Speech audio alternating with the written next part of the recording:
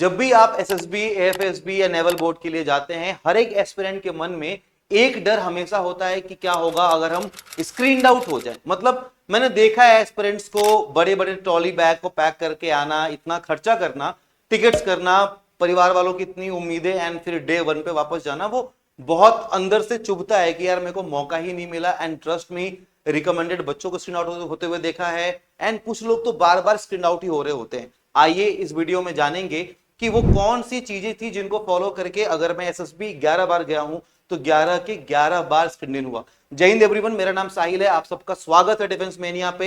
And एफकेट CDS defence के जितने भी बच्चे हैं उनको मैं लास्ट 6 साल से पढ़ाते हुए आ रहा हूं। इन एग्जाम्स को मैंने मल्टीपल टाइम क्लियर किया है।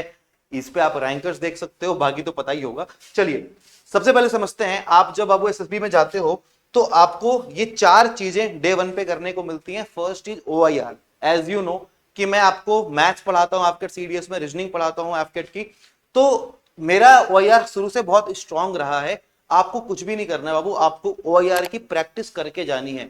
ये मत सोचना कि ओआईआर चेक नहीं होता, ये मत सोचना कि ओआईआर की वैल्यू नहीं होती। पहला टास्क है एसएसबी का, हम अपना बेस्ट देने गए हैं। ट्रस्ट मी, ओआईआर में इतना अच्छा करके आता था कि जब सेकंड टास्क में आता था ना, तो मुझे अंदर से बहुत कॉन्फिडेंस फील होता था कि चलो एक टास्क में अपना बेस्ट दे दिया, अब सेकंड टास्क में फोड़ूंगा। इमेजिन एक कैंडिडेट ऐसा होगा जिसका ओआईआर खराब हो गया, क्या उसका मोटिवेशन बचेगा पीपीटी में अच्छा करने का? नहीं बचेगा ना। और जिस पेपर में 2 सेट होते हैं यार आपके, वर्बल नॉन वर्बल के, जहां पे नेगेटिव मार्किंग नहीं होती, आपको बस मैक्सिमम क्वेश्चन अटेम्प्ट करने हैं। अगर आप चाहते हो ओआईआर पीपीटी और इनकी कुछ सीट्स मैंने गूगल फॉर्म में डाल दी है, फ्री ऑफ कॉस्ट है, डिस्क्रिप्शन में लिंक मिलेगा, उसको भर देना और डाउनलोड करना ड्राइव से। प्रैक्टिस आपको सबकी मिल जाएंगी, ठीक है। अब बात करते हैं, जब आपने फर्स्ट चीज ओआईआर को बिल्कुल परफेक्ट कर दिया, अब आते हैं हम पीपीएनडीटी पे। बाबू इसका मतलब होता है picture perception and discussion test. देखो पीपीडीटी में आपको एक पिक्चर दिखाई जाती है, उसके ऊपर आपको स्टोरी लिखनी होती है। अगर आप डिटेल में इसके बारे में जानना चाहते हो, एक आई बटन पे वीडियो आ रही होगी, विशेषता डाल देंगे, उसको क्लिक करके देख लेना। कमांडर विकास यादव सर ने अच्छे से समझाया है। देखो अब क्या है, पीपीडीटी के अंदर आपको एक पिक्चर दिखाई गई, पिक्चर दिखा के आपको स्टोरी लिखनी है। मैं क्या करता था कि पहले जो प्रॉपर एक स्टोरी का स्ट्रक्चर होता है, आप वीडियो देख के समझ जाओगे, डिफेंस मेनिया पे एसएसबी की बहुत सारी वीडियोस अवेलेबल है। आप जो प्रॉपर स्ट्रक्चर होता है कि पहले उसका इंट्रो देना है, फिर जो 3 चीजें होती हैं जो आपको वहां पे एसेसर बताते हैं, इंस्ट्रक्शन को बहुत ध्यान से सुनना। एक एक लाइन वो बोलते हैं कि पिक्चर के ऊपर आपको 3 पार्ट में स्टोरी लिखनी है, what led to it, what is currently going on, and what will be the future outcome. वो बोलते हैं कि आपको स्टोरी अराउंड 100 वर्ड्स की लिखनी है। मैं ये बोल रहा हूं, द मोमेंट आपकी स्टोरी कंप्लीट हो जाए, इस तरीके से नाम, कैरेक्टर, एज वगैरह उनका लिखना जैसे आपको इंस्ट्रक्शन दिया गया हो, एज इट इज। और किसी और से पूछना उछना नहीं है, अपना दिमाग खोल के सुनना है, केयरफुल, मतलब इंस्ट्रक्शन को बहुत ध्यान से सुनना है। आपने स्टोरी लिख ली, स्टोरी के बाद आपकी जब नरेशन और जीडी का टाइम आएगा, उसके पहले वो आपको डिफरेंट डिफरेंट ग्रुप में बांट रहे होते हैं, जहां पे आपको बहुत सारा टाइम मिल जाता है, आप लाइन में खड़े होते हो।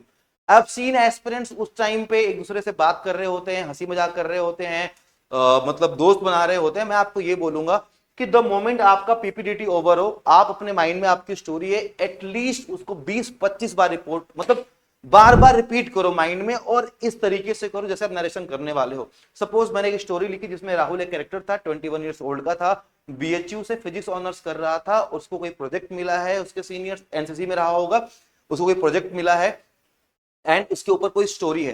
तो जब मैं उसी पूरे फ्रेमवर्क को बार बार अपने माइंड में रिपीट करता था, कैसे? मैं अपने माइंड में, जब सब लोग लाइन में हैं, मैं आईज बंद करके साइड में जाके या लाइन में खड़े होकर बार बार रिपीट कर रहा हूं, 1 बार 2 बार 20 बार। कैसे करूंगा? Rahul 21 years old is a NCC cadet, was a NCC cadet from pursuing physics honors from BHU, he was assigned a task। Bar bar same story को सेम फॉर्मेट पे जो लिखा है वो जुबान पे आ जाएगा, अगर आप 15 से 20 बार उसको multiple time repeat repeat repeat करोगे। एंड द मोमेंट आपका नरेशन होने वाला होगा, आपके माइंड में आपकी स्टोरी होगी। ये ऐसा मोमेंट होता था जब सारे एसेसर का की नजर हम पे, इंडिविजुअल एक बंदे पे होती है। जब आप नरेट कर रहे हो तो नरेशन स्टार्ट हुआ एकदम बुलेट की तरह, एक लाइन में परफेक्टली बोलो, डजंट मैटर आपकी कम्युनिकेशन स्किल कैसी है, बट अगर आपने अपने माइंड में स्टोरीज को बार बार रिपीट किया है तो आपको प्रैक्टिस हो जाती है, आपको अपनी स्टोरी पूरी याद होती है, छूटते ही नरेशन होगा, 1 मिनट के अंदर आपको स्टोरी बोलनी है। स्टार्ट करोगे।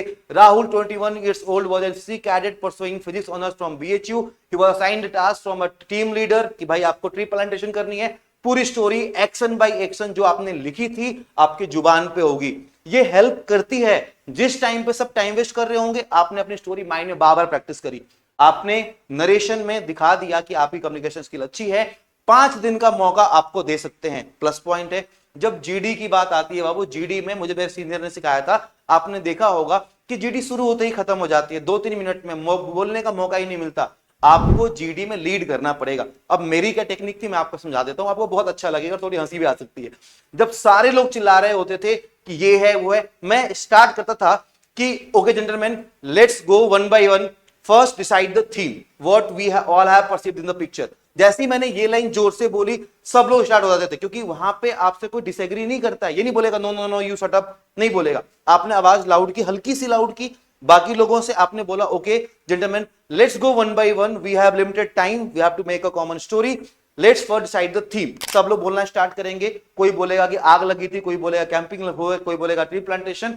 आपने जो थीम लिखी है या फिर आपको जो मैक्सिमम थीम सुनाई दे रहा है, okay as we all, line सुनना, as we all have decided tree plantation as a theme, let's finalize the theme as tree plantation. Now let's move to the number of characters. The moment you will say let's move to the number of characters, सब बोलने लगेंगे कि okay gentlemen, I have seen 4 characters, I have 5, 5, 6, 10, 12, जो जितना बोले, आपने जो लिखा है या फिर जो ग्रुप ने डिसाइड कर रहा है, जो कॉमन आ रहा है, आप ये बोल दोगे okay as all of us are agreeing on that, like there are 4 characters, let's make 4 characters are doing tree plantation. 2 चीजें फाइनलाइज हो गई। Okay let's move to the mood, कि मूड क्या है। तो इस तरीके से आप जीडी को लीड करने लगते हो और आपकी बात सुनने लगते हैं। अब मुझे पता है कुछ लोग बोलेंगे सर बोलने का मौका नहीं देते। भाई हल्का सा टोन अगर ऊपर हुआ ना, और आप ऐसी पर्सनालिटी कैरी करते हो कि लोग आपकी बात सुने, वहीं पे गेम हो जाता है। और द मोमेंट आपने उस चीज को लीड कर लिया, सबकी नजर आप पे होती है कि ये स्टोरी को आगे लेते जा रहा है, आप समझ रहे हो। उसके बाद लेट्स फर्स्ट एक्शन ये डिसाइड करो, एंड वन बाय वन करके, मुझे पता है स्टोरी कभी कंक्लूड नहीं होती। अगर वो बोलेंगे ग्रुप में चूज करने के लिए, डेफिनेटली आपने कंक्लूड किया है, आप एक्टिव थे, आपको पॉइंट्स मिले। यार एक के पॉइंट को रिपीट करने का, no gentleman I am thinking fire is there, no gentleman tree plantation is there, tree लेके नहीं भाई, लीड करो, स्टार्टिंग से ट्राई करो। पहला क्या, थीम पे एग्री करवाओ, नहीं कर रहे हैं अपना थीम बोलो। दूसरा क्या, नंबर ऑफ कैरेक्टर्स पे। तीसरा क्या, उनके मूड पे। चौथा क्या, स्टोरी कैसे जा रही है, एंड एक कॉमन स्टोरी बन जाएगी। नहीं भी बने कोई बात नहीं, आप अपना स्क्रीनिंग में बेस्ट देके आ जाओगे। ये सेम चीज जब हम अपने एसएसबी कैंपस में प्रैक्टिस कर रहे होते हैं ना, मैंने देखा है कि एस्पिरेंट इतना यूज टू हो जाते हैं डेली बेसिस पे जीडी और प्रैक्टिस कर नरेशन करके, जब उनको खड़ा करा के बोला जाता है कि वो उनका दिमाग में ये चीज बस जाती है कि मुझे एक बुलेट की तरह निकलना नरेशन में, और यही आपकी हेल्प हो जाती है। अगर आपकी कोई भी एसएसबी आ रही है, चाहे वो ट्रैक एंट्री हो, रिटर्न एंट्री हो, देखो मैंने तो एनडीए, एफकेट, सीडीएस सबकी एंट्रीज दी हुई हैं। अगर कोई भी आपकी एंट्री आ रही है, स्क्रीन पे नंबर है, प्लीज यहां पे व्हाट्सएप कर देना, आपको डेट्स मिल जाएंगी, आप यहां पे आके ट्रेनिंग कर सकते हो, और जो भी ट्रेनिंग में चीजें होती हैं वो सब आपको बता दी जाएंगी।